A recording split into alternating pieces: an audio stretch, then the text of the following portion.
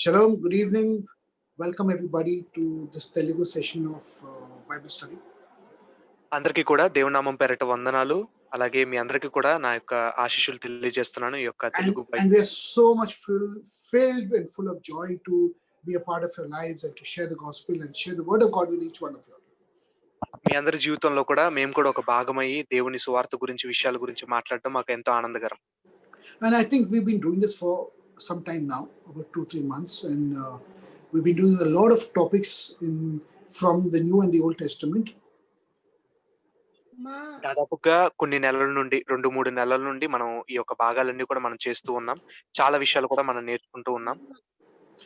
But now we're going to do something very structured. We're going to start studying the Gospels little by little in many sessions. కానీ ఇప్పటి నుండి ఒక క్రమబద్ధీకరమైన విధానంలో మనము కొన్ని విషయాలు మనం నేర్చుకుందాం. మన సువార్తల నుండి నేర్చుకోవడం మొదలు పెడదామండి. Okay, so we are going to study the Gospel according to Matthew, and it may take a couple of months by the time we finish this entire Gospel. So be regular friends and please take a pen and paper and write down all the things that are required. మనము మత్తయి సువార్తతో మన యొక్క అధ్యయనం మొదలు పెడదాం. ఇది దాదాపుగా కొన్ని నెలలు తీసుకోవచ్చు. కాబట్టి తరచూ కూడా మీరు జాయిన్ అవుతూ ఉండండి. తరచూ కూడా మీరు రాసుకుంటూ ప్రతి విషయాన్ని కూడా అర్థం చేసుకుంటూ మీరు జాయిన్ అవుతూ ఉండండి.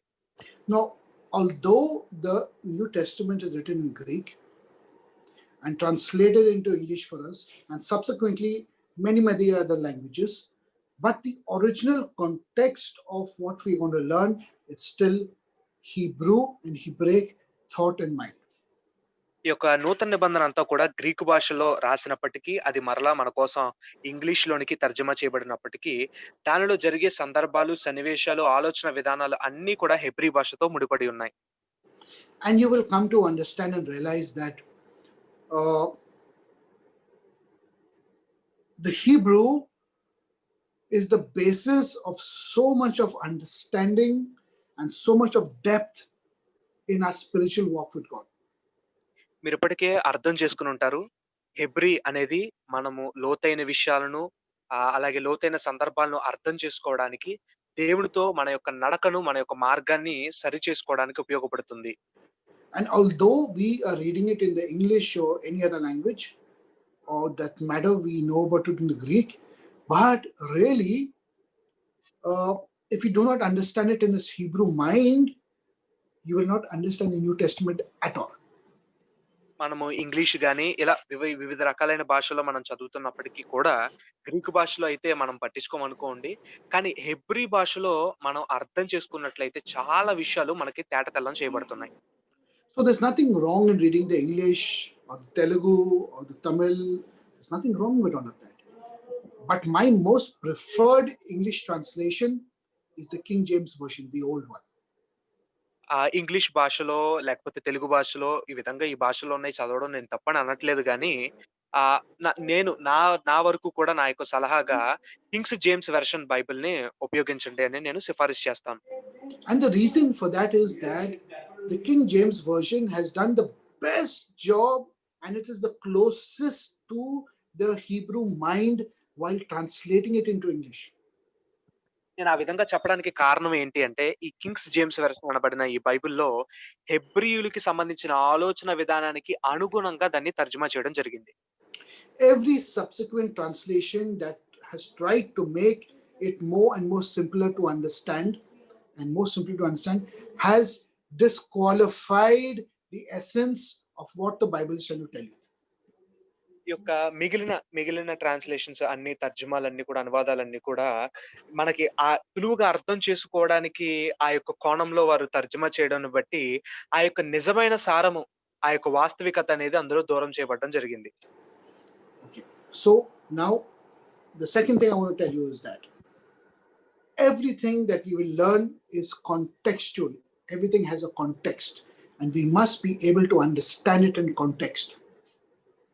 నేను రెండో విషయాన్ని ఏం చెప్తున్నానంటే, మనం నేర్చుకునే ప్రతి ఒక్కటి కూడా వాక్యానుసారమైనది అయ్యుంటుంది. మనం నేర్చుకున్న ప్రతి ఒక్కటి కూడా అది ఎక్కడో ఒక చోట ముడిపడి ఉంటుంది. Third thing, We are not studying a philosophical book. The Bible is not a book of philosophy. మనము ఏమి కూడా ఫిలాసఫీకి సంబంధించిన పుస్తకాల్లాగా మనం చదవట్లేదు. ఎందుకంటే బైబిల్ గ్రంథం అనేది ఫిలాసఫీ పుస్తకం కాదు. It is a book of practicality and not philosophy. It's practical in its approach, in its intent, in its usage, and in its application. ఈ యొక్క బైబిల్ అనేది మనము అనుగుణంగా అన్వయించుకుంటూ మన జీవితంలో దానిని అలవరుచుకుంటూ నడిచే విధానాన్ని తెలియచేసేదే గాని ఏదో అది కల్లుబుల్లి కథ లాంటిది కాదు. Now, the book of Matthew, or Mathai in Hebrew, starts with this word. It says Ha Basora, Ha Kadosha, Al Pi Mathai. ఈ యొక్క మత్తయి సువార్త అనబడిన ఈ యొక్క సువార్త ఈ యొక్క మాటలతో అది ఆరంభించబడుతుంది. హెబ్రీ భాషలో ఈ విధంగా చదవబడింది. And the most important word out here is the word Al Pi, which means the word Al means on and Pi means mouth. ఇక్కడ ప్రాముఖ్యమైన పదం ఏంటి అంటే అల్ పి అనే మాట చాలా ప్రాముఖ్యమైనది. అల్ అనే మాట మీద అనే ఉద్దేశం. పి అనే మాటకి నోరు అనే ఉద్దేశం. In other words, the apostle Matthew or Mathai is recounting with his mouth and telling you a story. And what he's telling you, it's not only a gospel, it's not only a story, it is his testimony which he's speaking to you. ఈ విధంగా మనం చెప్పొచ్చు, మత్తయ్య గారు ఒక విషయాన్ని మనకి చెప్తూ ఉన్నారు, ఒక కథని మనకు చెప్తూ ఉన్నారు. ఆయన సువార్త గురించిన కథే కాదు, ఆయన చాలా విషయాలు, చాలా అవసరమైన విషయాలు అనుగుణం చేస్తూ సువార్తగా ఆయన చెప్తూ ఉన్నారు. Okay, so this is how we start the Gospel of Matthias, and all the 4 Gospels are started in the same way. It's a testimony of these 4 people. ఈ విధంగా మనం మత్తయి సువార్తను ఆరంభించవలసి ఉంది. ఈ విధంగా ఈ 4 సువార్తలు కూడా అవి ఆరంభించబడి ఉన్నాయి. Now I will be using a lot of Hebrew words. I'll be reading a lot of the Hebrew words and also referring in front of me to the Greek text and the English text. So we're going to use all 3 in our understanding and studying of this. నేను ప్రాముఖ్యంగా హెబ్రీకి సంబంధించిన పదాలను ఎక్కువ వాడుతూ ఉంటాను. అలాగే Greek, English సంబంధించినవి కూడా నా ముందు నేను పెట్టుకున్నాను. ఈ మూడిటి యొక్క సహాయంతో మనం వీటిని అర్థం చేసుకోవడానికి ప్రయత్నిద్దాం. Okay. So let's go to chapter 1 and verse 1 and let's start. మనము మొదటి అధ్యాయము మొదటి వచనం దగ్గర నుండి మనం ఆరంభిద్దాం. It says Sefer Toldot Yeshua HaMashiach ben David ben Avraham. This is the book of the generation of Jesus Christ, the son of David, the son of Abraham. మత్తయి సువార్త ఈ విధంగా ఆరంభించబడింది. అబ్రహాము కుమారుడగు దావీదు కుమారుడైన యేసుక్రీస్తు వంశావళి.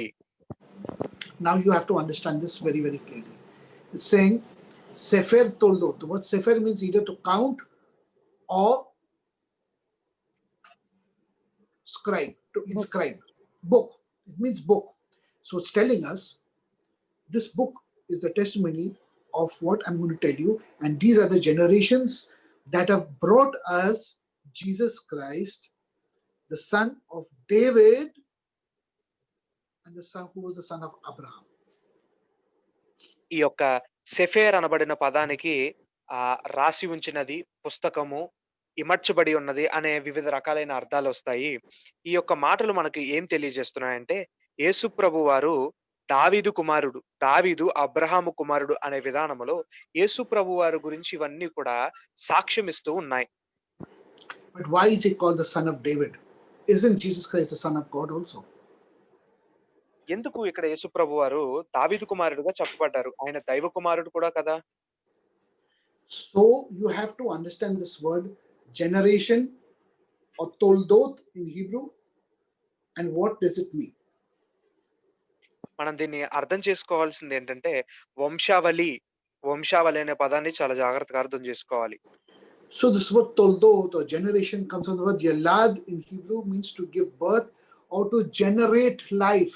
It does not mean Pidi, it does not mean generation, it means to generate life, to give birth, to, I hope you'll understand what I'm, to generate something that has life. ఇక్కడ వాడిన ఈ తొలొదోత్ అనబడిన ఈ Hebrew పదానికి అర్థం ఏ విధంగా వస్తుందంటే, జీవాన్ని ఉత్పత్తి చేయు, జీవాన్ని కొనసాగించు, జీవాన్ని అమలులోనికి తీసుకురా అనే విధానములో అది మనకి చెప్తా ఉంటుంది. I told you, move your mind from a philosophical thing and look at how the Hebrews telling us that the story of Jesus Christ that was physically generated organically as the king, as the son of David, who was the son of Abraham, from the earth, from the physical being of this earth. నేను అందుకనే మీకు ముందుగానే చెప్పాను. మీ యొక్క కోణాలన్నీ కూడా ఈ యొక్క philosophy అనబడిన కోణాల నుండి మనం బయటికి తీసుకొచ్చి దీన్ని అర్థవంతంగా అర్థం చేసుకుందామని. యేసుప్రభు వారి గురించి ఇక్కడ ఏ విధంగా ప్రస్తావించబడింది అంటే, బాహ్య సంబంధంగా ఈ ఈ ఈ విధానములో అబ్రహాము కుమారుడని, దావీదు కుమారుడని ఆయన శారీరకంగా దాని గురించిన విషయాలు ప్రస్తావించబడ్డాయి. So we are looking at something very, very deep. We are looking at a very different concept in the Hebrew mind. And Mathai is telling us something that we need to take cognizance of. We need to investigate. ఇక్కడ మత్తయ్య గారు చెప్తున్న ఈ యొక్క విషయాలన్నిటిని కూడా మనం చాలా శ్రద్ధతో, చాలా జాగ్రత్తగా వీటిని మనం పరిశోధించవలసిన అవసరం ఉంది. Now you will read all the further verses, son of, son of, son of, and he begat this son, and he begot that son. Very, very few places you will read mother's name or a woman's name out there in the generations and in the subsequent names of all those people. తర్వాత ఇక్కడ నుండి తర్వాత వచనాలన్నీ కూడా ఇతని కుమారుడు, ఇతని కుమారుడు, ఇతని కుమారుడు, అతని కుమారుడు అని చెప్పబడుతూ ఉంటుంది. చాలా తక్కువ చోట్ల తల్లి పేరు లేకపోతే ఆడవారి పేరు నమోదు చేయబడుతూ ఉంది. ఈ విధముగా ఇది కొనసాగుతూ ఉంది. So just to explain to you, not in great detail, but just as a practical aspect, is that the essence of a soul, of any soul that comes to this earth, passes to the will of the Father. And that will, that Father, that earthly Father, incubates, houses his generation or his organic generation, and he houses it in the womb of his wife. నేను ఇక్కడ అనేకమైన విషయాలు చెప్పడం నా ఉద్దేశం కాదు గానీ, ఇక్కడ మీరు జాగ్రత్తగా అర్థం చేసుకుంటే, తండ్రిలోని ఉన్న ఆ సారము కుమారుడిగా అది వస్తూ ఉంది. తండ్రిలోని సారము, తండ్రిలోని ఆవశ్యకతమైన విశేషణాలన్నీ కూడా తన యొక్క భార్య గర్భములో అవి ఇమడ్చబడి, ఆ గర్భము నుండి ఒక జీవముగా అవి బయటకు వస్తూ ఉన్నాయి. And the womb of the wife is like creation, the power of all creation in that womb that is able to take the essence of the husband, house it, bring forth life, grow it, and then bring it forth into this world as an expression of a husband. తల్లి గర్భము ఒక స్త్రీ గర్భం ఏ విధంగా ఉందంటే, తను పురుషుడి నుండి ఇచ్చే ఆ యొక్క సారాన్నంతా కూడా తను కూడబెట్టి, తన్ని జాగ్రత్తగా భద్రపరిచి, దాన్ని ఒక జీవనగా బయటకు పంపించే విధముగా అది ఉంటా ఉంది. ఈ యొక్క సృష్టిలో దేవుని యొక్క సారాంశాన్ని ఈ యొక్క భూమి ఏ విధముగా అయితే అది తీసుకుని ఒక నూతన జీవాన్ని ఏ విధంగా ఇచ్చిందో, తల్లి కూడా, స్త్రీ కూడా అదే విధానంలో మనకు కనిపిస్తుంది. The role of the wife or the woman is so important and critical in the regeneration of life on this earth that we've never looked at it from the biblical point of view. ఈ యొక్క స్త్రీకి సంబంధించిన ఆ బాధ్యత, స్త్రీకి సంబంధించిన ఆ యొక్క పని అనేది చాలా ఎంతో గొప్పది. ఈ యొక్క పునరుద్ధానముకు సంబంధించిన జీవాన్ని ఉత్పత్తి చేసే విధానంలో స్త్రీ అనేది చాలా గొప్ప పాత్రను వహిస్తుంది. That is why biblically the woman or the wife needs a spiritual covering. She needs a spiritual protection. She needs a spiritual separation for her to remain in purity, to house the essence of the man and bring forth life into this world. అందుకే స్త్రీకి ఒక ప్రత్యేకమైన స్థానము, ఆమె ప్రత్యేకంగా కడగా ఉండే విధానము ఇవన్నీ కూడా తన యొక్క పవిత్రతను, ఆహ్, ఆహ్, తన యొక్క పవిత్రతను ఆమె కాపాడుకుంటూ ఆమె ఒ ఒ ఒక ఒక ఆత్మీయ సంబంధమైన కవచాన్ని ఆమె ధరించుకోవలసిందిగా ఆమె కడగా ఉండవలసిన ఆవశ్యకత కనిపిస్తూ ఉంది. Now, the contribution of the father to the child is uh, the major contribution is the brain structure and the bone structure that forms inside the child. ఈ యొక్క తండ్రి యొక్క విధానము ఎంత కుమారుడిలో ఉంటుంది అంటే, ఆ యొక్క మెదడుకు సంబంధించింది, అలాగే ఎముకలకు సంబంధించిన ఆ విధానమంతా కూడా తండ్రి నుండి కొడుక్కి వస్తుంది. And this bones that forms in a child in the womb is the word etzem in Hebrew, which means the building blocks, the essence of life. ఈ యొక్క ఎముకలు అనబడిన పదము హెబ్రీ భాషలో ఎత్సేమ్ అని అన్నారు. దానికి అర్థం ఏమని వస్తుందంటే, మన యొక్క నిర్మాణానికి సంబంధించినవి, జీవన నిర్మాణానికి కీలకమైన అంశాలు, కీలకమైన విధానాలు అని అర్థమొస్తుంది. So, when the book of Matthew talks about Jesus Christ being generated as the son of David, as the son of Abraham, it's telling us something more than the physical. It's talking about some very specific essence that is coming down from Abraham to Isaac to Yaakov, coming down to the 12 tribes, to Yehuda, to King David, and then coming down right till Jesus.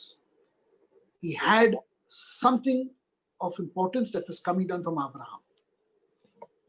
మత్తయి సువార్తలో ఇచ్చిన ఆ వంశావళంతా కూడా ఏదో వీరు కుమారుడు వీరు అన్నట్టుగా కాదు గానీ, అబ్రాహాము కలిగిన సారము అనేది అబ్రాహాము నుండి ఇస్సాకుకు, ఇస్సాకు నుండి యాకోబుకు, యాకోబు నుండి 12 తెగలైన ఇశ్రాయేలు జనాంగముకు, ఇశ్రాయేలు జనాంగముల 12 మందిలో యూదాకు, యూదా నుండి దావీదునకు, దావీదు నుండి మన ప్రభువైన యేసుక్రీస్తు వారికి అబ్రాహాము నుండి ఆ సారము ఆయనలోనికి ప్రవేశించే విధానమును చెప్పారు మత్తయి గారు.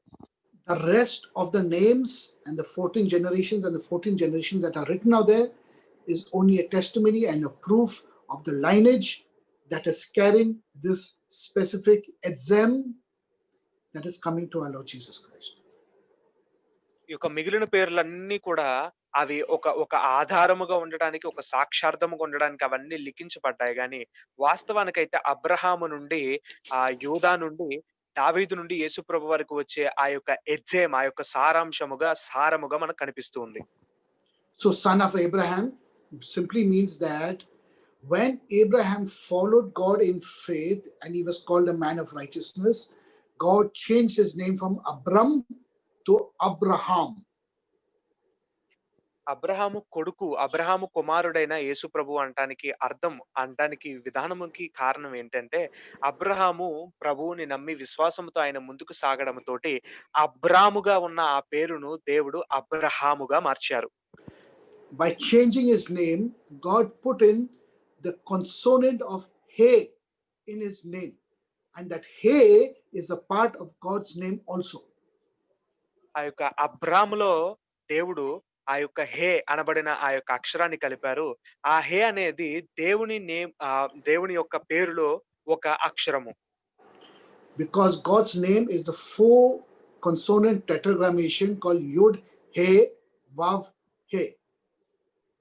దేవుని నామము 4 అక్షరాలతో కలయికతో ఉన్న నామము. యోద్, హే, వావ్, హే అనబడిన 4 అక్షరాల కలయిక. So in other words, to start the rectification of this world, God invested a little of himself in Abraham, in the essence of Abraham. దేవుడు ఈ యొక్క సృష్టి అంతటిని కూడా మరలా దాని స్థానానికి, మరలా దానిని పరిపూర్ణము చేయటానికి ఆయనలో ఉన్న కొంత భాగాన్ని అబ్రాహాములో ఆయన పెట్టుబడిగా పెట్టాడనడానికి ఇదొక నిదర్శనం. This is very important to understand this, friends. Okay, listen to this. So when Abraham was invested with a little hay of God in his name, in his essence, everything that happened to his generations after that not only affected them, but it affected God in a certain way also. ఎప్పుడైతే దేవుడు ఆ యొక్క హే అనబడిన అక్షరాన్ని అబ్రాహాములో ఆయన ఇమిడ్చాడో, అబ్రాహాము పొందిన విషయాలు, అబ్రాహాము పొందిన ఆ యొక్క పరిస్థితులన్నీ కూడా వారికొక్కరికే కాదు, అవి దేవునికి కూడా కొన్ని రకాలుగా అవి వచ్చినట్టుగా మనకు కనిపిస్తది. So please understand, if they went through suffering, God also felt their pain and their suffering.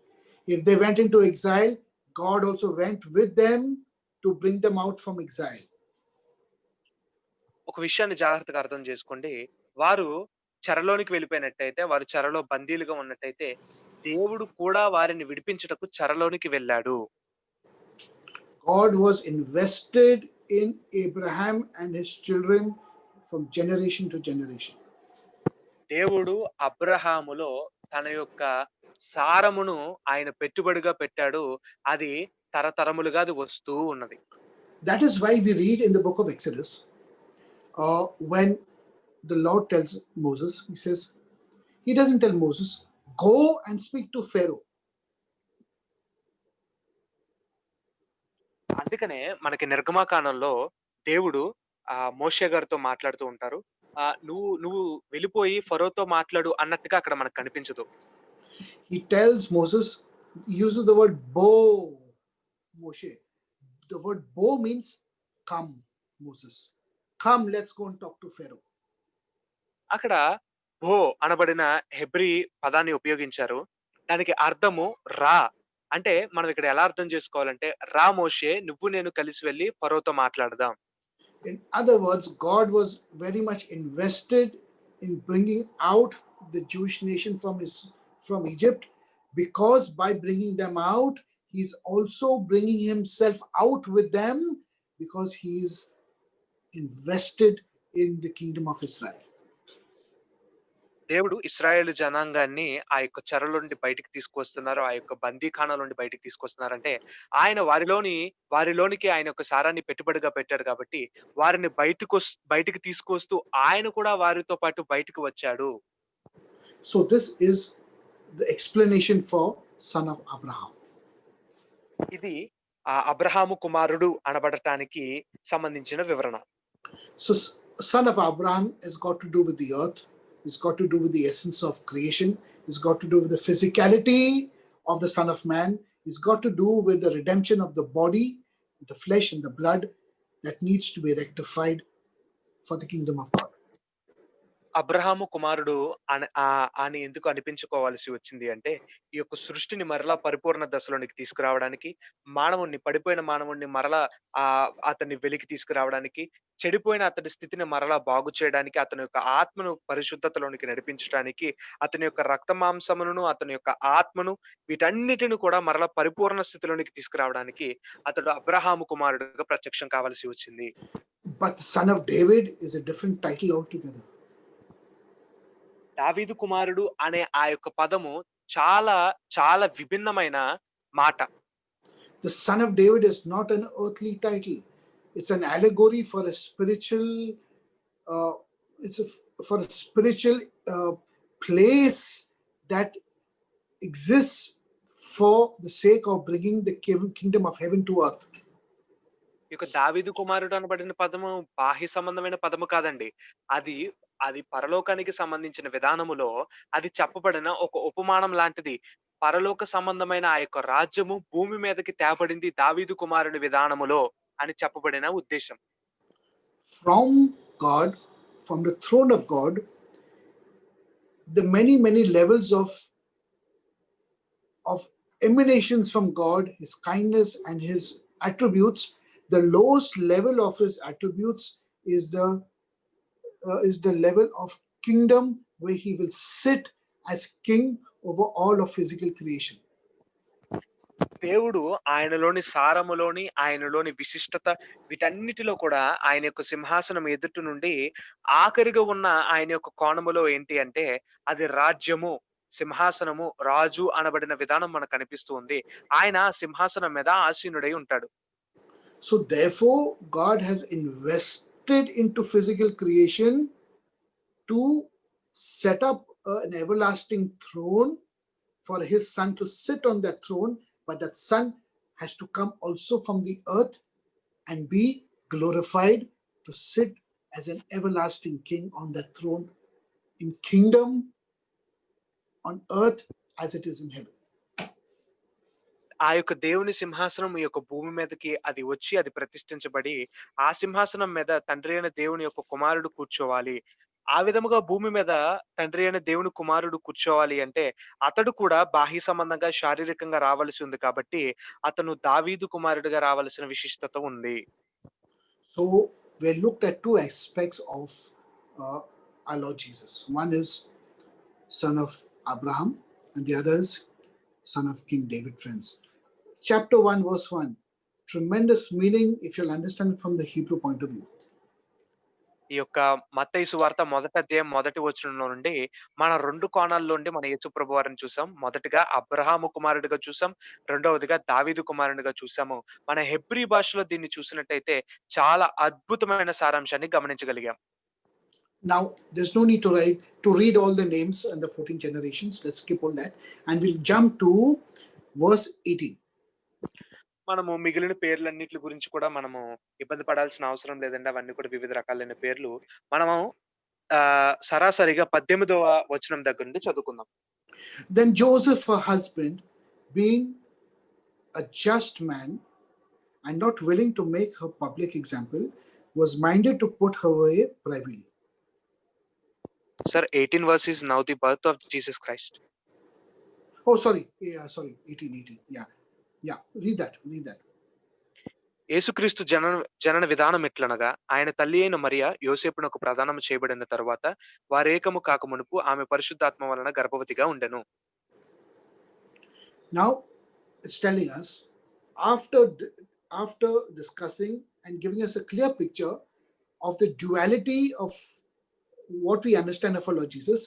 Now on this earth, this is how it came to be. This is what happened. ఈ యొక్క 18వ వచనంలో మనం ఇప్పటిదాకా చూసిన యేసు ప్రభువారిలోని 2 కోణములను కూడా ఆయన ఏ విధముగా ఈ భూమి మీదకి వచ్చారు అనేది 18వ వచనంలో విశదపరచబడింది. You have to understand this verse which says, when as his mother Mary was espoused to Joseph, before they came together, she was found with child of the Holy Spirit. మనకి ఇక్కడ ఈ వచనంలో కనిపిస్తుంది, యేసయ్య తల్లి అయిన మరియ గారు యోసేపుకు ప్రదానం చేయబడ్డారు, కానీ వారు ఏకము కాలేదు. Now there are two stages of Jewish marriage. యూదుల యొక్క వివాహ ప్రక్రియలో 2 విధానాలు, 2 భాగాలు ఉంటాయి. The first stage is erusin and the second stage is nisuin. 2 stages. మొదటి విధానము, రెండో విధానముగా మనం చెప్పాం కదా. Erusin and nisuin. 2 stages of the Hebrew marriage. Erusin is more like an engagement.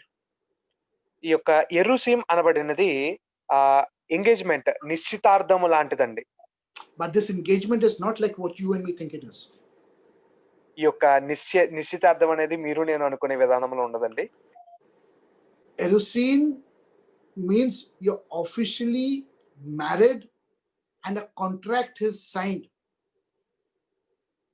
ఈ యొక్క మనము బాహ్యంగా సమాజం ముందు మనం వివాహం చేసుకున్నట్టుగా ఒప్పుకుంటూ ఒక సంతకం పెట్టవలసి ఉంటుంది. So the bride and the groom to be will sit down and they will discuss the terms of marriage and they will sign a contract, a ketubah, and they will exchange a ring or whatever is exchanged, and they will be confirmed as a marriage. వధూవరులు ఇద్దరు కూడా కూర్చుని మాట్లాడుకుంటూ ఆ యొక్క వివాహానికి సంబంధించిన ఆంక్షలు గాని ఏమైనా ఉన్నట్టయితే వాళ్ళు మాట్లాడుకుంటూ ఒక కాంట్రాక్ట్ మీద వారు సంతకం పెడతారు. దాన్ని మనం కెతూబా అంటాము. తర్వాత వారు ఏదైనా ఇచ్చుకోవాల్సింది ఉంటే అది ఉంగరం గాని ఏదైనా కావచ్చండి. ఒకరికొకరు పరస్పరం వారు ఇచ్చుకున్న తర్వాత వారు ఏకం చేయబడినట్టుగా. The only thing difference is that the wife to be or the wife does not go with the husband to her husband's house. She remains in the house of her parents. ఈ యొక్క విషయం మనం ఇక్కడ అర్థం చేసుకోవాల్సింది ఏంటంటే, పెండ్లి కుమార్తె పెళ్లి కొడుకు యొక్క ఇంటి దగ్గరికి వెళ్ళదండి. పెళ్లి కుమార్తె తన ఇంటి దగ్గరే ఉంటుంది. కానీ పెళ్లి కుమారుడే పెళ్లి కుమార్తె దగ్గరికి వస్తాడు. And she remains with her parents. She prepares for life. She separates herself. She starts covering her hair as a married woman, a Jewish married woman. And she just does many things that now entails her to be separated for the role of being a wife for this one man only.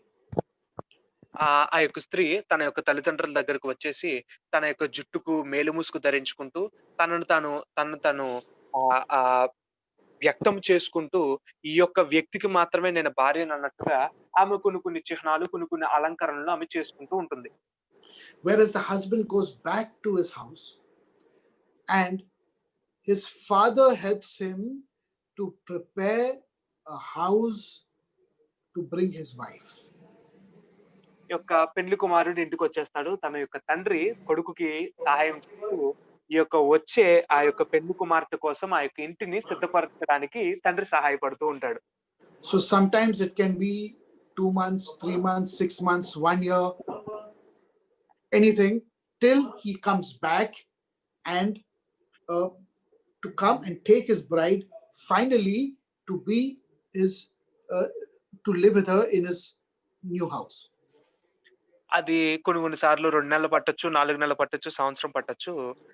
అదంతా కూడా సిద్ధపాటు అయిపోయిన తర్వాత అతడు తన యొక్క పెండ్లి కుమార్తె దగ్గరికి వెళ్లి ఆమెను తీసుకొచ్చి తన కోసం సిద్ధపరచబడిన నూతన గృహంలో ఉంచుతాడు. The second stage of coming and taking his wife and going and taking her to his house is called Nisuin, where she becomes her wife, and she's called a Nisua, or a wife now. Finally, she's living with her husband. ఈ యొక్క రెండవ దశ ఏదైతే ఉందో, ఈ యొక్క మెస్సూయిం అనబడిన ఈ యొక్క దశలో, ఆ యొక్క పెండ్లి కుమారుడు వచ్చి తన యొక్క భార్యను తీసుకొని ఆ యొక్క కొత్త గృహంలోనికి తీసుకువెళ్తాడు. ఈ యొక్క దశను మెస్సూయిం అంటాం. So we are reading the story out here that Mary was in a stage of erusin. She was legally married to Joseph. The ketubah was signed. The ceremony was done. Everything was finalized. And she was waiting for Joseph to come and to take her to his house to be and to start living as a husband and wife with him. మనం చదివిన వాక్య భాగంలో మరియ గారు ఈ యొక్క ఎస్సూరీం దశలో ఉన్నట్టుగా మనకు తెలుస్తూ ఉంది. వారికి బాహ్య సంబంధంగా వారందరి ఎదుట కూడా వారికి పెళ్లి జరిగింది. వాళ్ళు కెతూబా మీద కూడా వారు సంతకం పెట్టారు. ఆమె తన యొక్క భర్త అయిన యోసేపు కోసం వేచి ఉన్నది.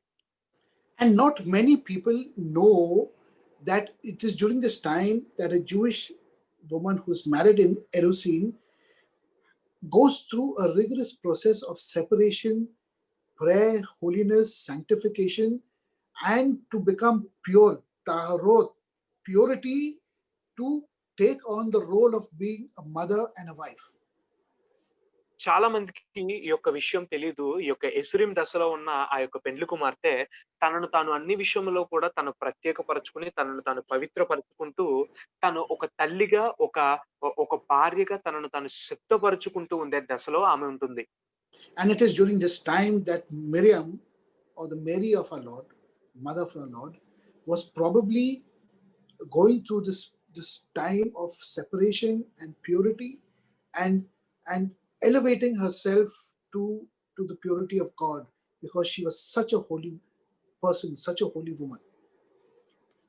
ఈ యొక్క మరియ గారు ఈ యొక్క దశలో ఆమె పవిత్రపరచుకుంటూ, పరిశుద్ధపరచుకుంటూ, దేవుని యొక్క పరిశుద్ధతతో, దేవుని యొక్క పవిత్రతతో ఆమె ఆ యొక్క పవిత్రత విధానంలోనికి ఆమె వెళుతుంది. ఈ యొక్క దశలో ఆమె అతి పవిత్రతతో తనను తాను సిద్ధపరచుకుంటూ ఉంది. And she was such a holy vessel for God that God the Father chose her to be the vessel to carry the essence and invest in her himself, so that she brings forth a son that is going to be the Son of God.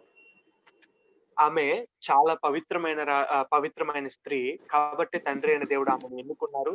ఆమెను ఎన్నుకుని ఒక సాధనముగా, ఒక పాత్రగా ఆమెను ఎన్నుకుని తన యొక్క కుమారుణ్ణి ఆమె ద్వారా ఆయన బయటికి తీసుకురావడానికి ఆయన ఇష్టపడ్డారు.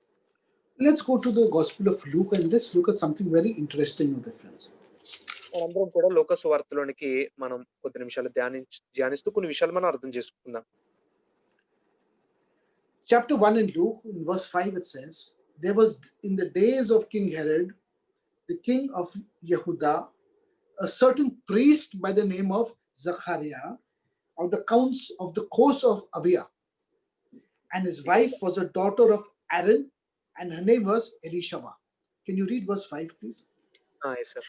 ఈ యొక్క లూకా సువార్త మొదటి అధ్యాయము 5వ వచనం మనం చూసినట్టయితే, యోధా దేశపు రాజైన హేరోదు దినముల్లో అబియా తరగతిలోనున్న జకర్యా అని ఒక యాజకుడుండెను. అతని భార్య అహరోను కుమార్తెలలో ఒకతే. ఆమె పేరు ఎలిసబెతు. Elishama. And you have to understand that who was her husband Zachariah? Her husband Zachariah was a Levi. He was from the priesthood, whereas he married Elishama also from the house of Levi, who was a priestess. That means the two of them were already holy and sanctified for the work of God in the temple in Jerusalem. మీరిక్కడ ఈ యొక్క Elizabeth అనబడిన ఆమె యొక్క భర్త గురించి మీరు ఆలోచించినట్లయితే, జకర్యా గారు ఆయన యొక్క యాజకుడు. యాజకుని యొక్క భార్య కూడా యాజకురాలు కాబట్టి వీరిద్దరూ చాలా పవిత్రమైన స్థానములో దేవుని చేత ముందే నిర్ణయించబడి ఉన్నారు. And now, how is Mary related to Zachariah and Elishama? ఏ విధంగా మరియ గారు ఈ యొక్క ఎలిజబెతుకిని జకర్యాకి ఈవిడ సంబంధిస్తుంది? Because she is a cousin to Elishama. That means the relationship between the tribe of Levi, there is something with Elishama and Miriam, that they are from the house of priests. There is the tribe of Levi within the tribe of Miriam. That means she knew what it is to be from the house of Levi and to understand purity and sanctity. ఈ యొక్క మరియ గారు ఈ యొక్క Elizabeth గారికి సహోదరి అవుతుంది. తద్వారా మనకేం అర్థమవుతుందంటే, లేవి గోత్రానికి సంబంధించిన వ్యక్తిగా మనకు మరియ గారు తెలుస్తూ ఉన్నారు. So probably I'm saying that Miriam also would have had exposure to priests and understood, being from the tribe of Levi, she would have understood the priesthood and how to separate herself.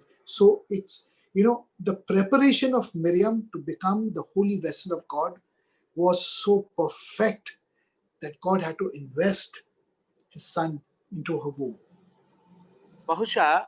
నేను బహుశా అంటున్నానండి, మరియ గారికి తెలిసి ఉండొచ్చు ఈ యొక్క లేవి గోత్రములో ఆవిడ పుట్టి ఈ యొక్క యాజకత్వము వీటన్ని విషయాల గురించి కూడా మరియ గారికి తెలుసు కాబట్టి ఆవిడ ఆ ప్రక్రియలోనే తనను తాను శుద్ధి చేసుకునే ప్రక్రియలో ఉండుండొచ్చు. కాబట్టి తండ్రి అనే దేవుడు ఆమెలో తన యొక్క కుమారునికి సంబంధించిన విధానాన్ని ఆమెలో ప్రవేశపెట్టడానికి ఆయన ఇష్టపడ్డారు. She was so filled with the anointing of the Holy Spirit, Miriam. The Holy Spirit was overflowing, the anointing was overflowing out of her. మరియ గారు పరిశుద్ధాత్మ చేత నింపబడ్డారు. ఆమె ఎంతగా నింపబడిందంటే ఆ పరిశుద్ధాత్మ శక్తి అనేది పొంగి పొర్లుచూ ఉన్నది. That the moment she got the prophecy, the vision, and the moment she met her cousin Elishama, prophecy and poetry and poem and song came out of her mouth. అది ఎంత ప్రభావితం చెందింది అంటే ఆమె ఆ యొక్క దేవదూతతో చెప్పబడిన ప్రవచనం ఇవన్నీ విన్న తర్వాత ఆమె ఆ యొక్క ఎలిజబెత్‌ను కలుసుకున్నప్పుడు ఆ యొక్క నోటు నుండి ఆ యొక్క ప్రవచనం అనేది ఒక పాట రూపంలో బయటకు వచ్చింది. No? And the moment she wished Elishama, the child in Elishama's womb leapt and kicked and for joy. That was the power of the Holy Spirit overflowing from Mary. Can you imagine? I'm trying to tell you something. Miriam was so overflowing with the anointing of God. ఎప్పుడైతే ఈ యొక్క మరియ గారు ఈ యొక్క Elizabeth దగ్గర కలుసుకోవడానికి వెళ్ళారో, ఆమె గర్భంలో ఉన్న శిశువు, ఎలిజబెత్ గర్భంలో ఉన్న శిశువు గంతులు వేస్తూ ఉన్నాడు. నేను ఇక్కడ ఒక విషయం చెప్పాలనుకుంటున్నాను. మరియ గారిలో ఉన్న పరిశుద్ధాత్మ ఎంత విపరీతంగా అది పొంగి పొర్లుచూ ఉన్నదంటే, now we've seen something about Miriam. In fact, if you go to Jerusalem, if you ever visit Israel and you go to the Jerusalem, just a little off the pool of Bethsaida, when you come in from the Lion's Gate and you enter in Jerusalem from the Lion's Gate, from the eastern side of Jerusalem. You come to the pool of Bethsaida and you take the road which is coming towards the inner portions near the temple, the old temple, and on your right hand side, you will find a house out there, even till today. It's called the house of Anna, who was supposed to be the mother of Mary and Miriam. ఈ యొక్క Israel దేశానికి మీరు వెళ్ళినప్పుడు ఆ యొక్క ప్రదేశాలలోనికి మీరు వెళ్ళినప్పుడు సింహపు ద్వారము గుండా మీరు వెళ్తుంటే తూర్పు దిక్కున ఈ యొక్క బెత్సైదా అనబడిన ఆ యొక్క కొలను ఉంటుంది. ఒక కొద్ది నీళ్లతో అది ఉంటుంది. అక్కడ దగ్గరలోనే ఒక చిన్న గృహం ఉంటుంది. ఒక చిన్న ఇల్లు ఉంటుంది. ఇప్పటికి కూడా ఉందండి అది. అది అనబడిన ఆమె యొక్క గృహం అది. ఆమె మరియకు ఎలిజబెత్ యొక్క తల్లి. As a child, Miriam lived in Jerusalem because she belonged to the house of priests and priestesses, because probably her father or someone in the house was from the priestly line. ఈ యొక్క Elizabeth అనబడిన ఈవిడ యెరూషలేములోనే ఆవిడ ఉండేది తన యొక్క బాల్యం అంతా కూడా. ఎందుకని నేను అంటున్నానంటే ఆమె లేవి గోత్రికురాలు కాబట్టి యాజకురాలుగా బహుశా ఆమె తండ్రి కూడా యాజకత్వపు ధర్మాన్ని చేసి ఉండొచ్చు. Now there is one more proof of this. You know, when Jesus was born, it says that he was wrapped in swaddling clothes. He was wrapped in stripes of clothes. దీనికి ఇంకొక ఆధారం కూడా ఉందండి. యేసు ప్రభు వారు పుట్టినప్పుడు ఆయన పొత్తిగుడ్డలతో చుట్టబడ్డారు అనే విషయం మనం చదువుతూ ఉంటాం. Do you know what these clothes are? మీకు ఈ బట్టలు ఏంటో తెలుసా అండి? These are the old garments that the priests use, and once it gets old, it's used for certain purposes. ఎప్పుడైతే ఈ యొక్క యాజకుల యొక్క వస్త్రాలు అనేవి అవి పాతపడిపోతూ ఉంటాయో, ఈ వస్త్రాలు పాతపడిపోయిన వస్త్రాలన్నీ కూడా ఒక ప్రత్యేకమైన విధానం కోసం ఉపయోగించేవారు. Not many people know this. చాలా మందికి ఇది తెలియదు. One of the things it's used for is that the old garments of the priests in the temple were taken and they were cut in stripes and strips, and they were used as torches, burning torches to light up the different areas of the temple in the night with oil. ఈ యొక్క వస్త్రాలన్నిటిని కూడా అవి ముక్కలుగా చింపి, ఒక పొడుగు ముక్కలుగా వీటిని చింపి, ఈ యొక్క గుడారానికి సంబంధించిన దేవాలయానికి సంబంధించిన చుట్టూరా ప్రాంగణంలో కూడా నూనెతో వీటిని ఒత్తులుగా పెట్టి వెలిగిస్తూ ఉండేవారు. Those old clothes were not thrown away or destroyed. No, they were used till it was used for purposes that were connected with the temple, because the anointing of God were on those clothes. ఈ యొక్క వస్త్రాలు చాలా ప్రత్యేకమైన వస్త్రాలు కదండి. వీటిని ఎక్కడ పడితే అక్కడ పడేసేవారు కాదు. ఎలా పడితే అలా పడేసేవారు కాదు. వీటితో ఒక ప్రత్యేకమైన విధానం ఉండేది. దేవాలయానికి సంబంధించిన విధానముల్లోనే వీటిని ఉపయోగిస్తూ ఉండేవారు. ఎందుకంటే దేవుని చేత అభిషేకించబడిన వారు ధరించిన వస్త్రాలు కాబట్టి. So from where did Miriam get those stripes and clothes?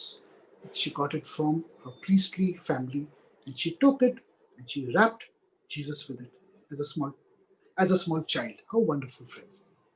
ఈ యొక్క గుడ్డలు, ఈ యొక్క చిరిగిపోయిన ఈ యొక్క యాజకులు వేసుకునే ఆ బట్టలు ఆ మరియ గారికి ఎలాగా వచ్చుంటాయండి? ఆమె యొక్క తండ్రి దగ్గర నుండి కూడా అవి వచ్చుండొచ్చు. దాన్ని బట్టే ఆమె ఆ యొక్క శిశువుని చుట్టి తన దగ్గరికి చేర్చుకుంది. So we studied a little about Miriam and a little about the setting of this. Now let's look a little at Joseph. We have a little time left, so I'll end with this, but let's look a little at Joseph. మనం ఇప్పుడు దాకా కూడా మరియమ్మ గారి గురించి కొన్ని విషయాలను మనం నేర్చుకున్నాం. నేను ఆఖరిగా యోసేపు గారి గురించి కూడా కొన్ని విషయాలు చెప్పి ముగిస్తాను. Can you read verse 19, please? Okay, sir. Sir, in Matthew chapter 1. Matthew 19. Chapter 1 verse 19. Yeah. Okay, sir. ఆమె భర్త అయిన యోసేపు నీతిమంతుడై ఉండి ఆమెను అవమానపరచనొల్లక రహస్యముగా ఆమెను వేడనాడు ఉద్దేశించెను. For Joseph, a husband, now listen to this. They are in the first stage of marriage called erusin. She is not even come Yeah, sorry. వారు మొదటి దశ ఈ యొక్క వివాహానికి సంబంధించిన మొదటి దశ అయిన ఎరుసీం అనబడిన దానిలో ఉన్నారు. And she has not even come to live with Joseph full time in his house, but the Bible still calls her husband, calls him husband. ఇంకా అతడు ఆమె అతడితో కలిసి నివసించట్లేదు. ఆమె అతని దగ్గరికి వెళ్ళలేదు. కానీ అప్పటికి కూడా బైబిల్ ఈ యొక్క బైబిల్ గ్రంథము అతన్ని భర్తగానే పరిగణిస్తుంది. And it says in the Hebrew, I'll read it in the Hebrew so you all will understand what it's saying. It says, Where Yosef be Allah Hayya Ish Sadiq. He is called an Ish Sadiq. Now let me explain what an Ish Sadiq is. ఇక్కడ మనము యోసేపు గారి గురించి Hebrew భాషలో చదివినట్టయితే ఆయన గురించి ఒక ప్రత్యేకమైన మాట అన్నారండి. ఈష్ సదీక్ అనే పదాన్ని ఉపయోగించారు. నీతిమంతుడైన మనుష్యుడు అని. So the word Ish is man, the word Isha is woman. So Ish, man, and the word Sadiq is a man who's considered extremely righteous. He's called a Sadiq, a righteous person. ఈ యొక్క ఈష్ అనబడిన పదానికి మగవారు, ఇషా అనే పదానికి ఆడవారు వస్తారండి. ఆ యొక్క సదీక్ అనబడిన పదానికి నీతిమంతుడు అనే అర్థం వస్తుంది. నీతిమంతుడైన మనుష్యుడు అనే విధానం మనకు కనిపించింది ఇక్కడ. And it says that he is such a Sadiq and he was so just that he never wanted to break any of the laws of the commandments that were given to Moses. He was such a righteous person. అతడు చాలా చాలా నీతిమంతుడు. ఆయన ఏ ఒక్క మోషే చేత ఇవ్వబడిన ధర్మశాస్త్రం ఏ మాటను కూడా అతడు నిరర్ధకం చేయడం అతనికి ఇష్టం లేదు. అంతటి నీతిమంతుడు. Now, if a woman in that time was caught in adultery or caught in any sexual sin, she was stoned to death. ఆ యొక్క పరిస్థితుల్లో ఈ యొక్క ఉన్న విధానంలో ఏ స్త్రీ అయినా కూడా వ్యభిచారంలో గాని అటువంటి సంబంధించిన విధానంలో ఆమె పట్టుబడితే ఆమెను రాళ్లతో కొట్టి చంపవలసి ఉన్నది. But do you know the punishment for the daughter or the wife of a priest? ఆ యొక్క యాజకుని కుమార్తెకు గాని, యాజకుని యొక్క భార్యకు గాని ఆ యొక్క పనిష్మెంట్ అనేది ఏంటో మీకు తెలుసా అండి? శిక్ష అనేది ఏంటో తెలుసా? It was death by fire. They had to be burnt alive. వారిని సజీవ దహనం చేయాల్సి ఉంటుంది. And Joseph was scared of the consequences when he found out that in this process of erosin, this is the situation which is with this marriage. యోసేపు గారికి చాలా భయం వేసింది. ఈ యొక్క పరిస్థితులన్నీ కూడా ఈ యొక్క ఎరుసీంలో ఉన్నాం మేము. ఈ యొక్క పరిస్థితులన్నీ కూడా ఆమెను దహించి వేసే విధానంలో ఉన్నాయని అతను చాలా భయపడ్డాడు. But he was a righteous person. He was a tzaddik. He followed all the commandments of God. And he was just. The word just, tremendous word. That means he practiced the highest level of purity, taharot, and walking in the commandments of God, friends. Even Joseph was separated and sanctified for a role to bring up baby Jesus to a young man. ఈ యొక్క యోసేపు గారు అతడు చాలా నీతిమంతుడయ్యింది, న్యాయాన్ని జరిగించేవాడు కాబట్టి ఈ విషయాలన్నిటిని కూడా అతడు ఆలోచిస్తూ ఉంటూ ఉన్నాడు. అతను ఎంత నీతిమంతుడంటే తన యొక్క పవిత్రతను అతడు పెంపొందించుకుంటూ ఉన్న ఉద్దేశములో దేవుడు అతనికి ఒక ప్రత్యేకమైన ఆవశ్యకతను ఆ యొక్క ప్రత్యేకమైన విధానాన్ని అతడికి ఇచ్చారు. అదేంటంటే యేసు ప్రభు వారిని పెంచి పెద్ద చేయడం. So I know now, my friends, many of you all will be absolutely wondering and amazed and surprised as we are reading the New Testament, and why does it sound so Jewish? Because, my friends, everything is Jewish. It's a Jewish book. మీరు చాలా ఆశ్చర్యంతో మీరు సంభ్రమాస్యాలకు గురై ఉంటారు. ఏంటి మనం చదివేది నూతన నిబంధన అయినప్పటికీ కూడా ఇందులో యూదులకు సంబంధించిన విధానాలన్నీ కనిపిస్తున్నాయి ఏంటి అని మీరు ఆలోచించొచ్చు. ఇదంతా కూడా యూదులకు సంబంధించినదే. And Jesus was the Son of God, but he was a Jewish man walking this earth. ఆయన దైవ కుమారుడు అయినప్పటికీ కూడా ఆయన యూదా నుండి వచ్చిన వ్యక్తి. He was born Jewish. He was circumcised on the 8th day like a Jew. He kept the Shabbat. He kept all the feasts like a Jew. Until the time he resurrected to the Father, he was a Jewish man. ఆయన చేసిన ప్రతి కార్యము కూడా యూదులకు సంబంధించిన కార్యాలే ఆయన చేసుకుంటూ వచ్చారు. ఆయన మరణ పునరుద్ధానాల విధానంలో కూడా ఆయన ఆఖరికి పునరుద్ధానుడై తిరిగి లేచిన తర్వాత కూడా అప్పటికి కూడా ఆయన యూదునిగానే ఉన్నాడు. So, friends, we'll kind of end today because we've covered and we've almost covered time now. So we'll meet again next Thursday at 9 o'clock, and we'll study further and we'll complete the book of Matthew. As I said, it may take a long time. So read chapter 1 again, reflect, study for yourself. Until next week, good night, shalom, and we'll see you next week, friends. God bless. ఈ యొక్క ఇప్పటి వరకు మనం చెప్పుకున్న విధానం బట్టి దేవుడికి మహిమ కలగాలి. నేను చెప్పినట్టుగానే ఇంకా కొన్ని వారాలు ఇది తీసుకుంటుంది, కొన్ని నెలలు కూడా ఇది జరగొచ్చు. కాబట్టి అప్పటి వరకు కూడా మీరు తరచుగా జాయిన్ అవుతూ ఉండండి. ఈ యొక్క మొదటి అధ్యాయాన్ని మీరు చదువుతూ ఉండండి. దేవుడు మిమ్మల్ని దీవించును గాక.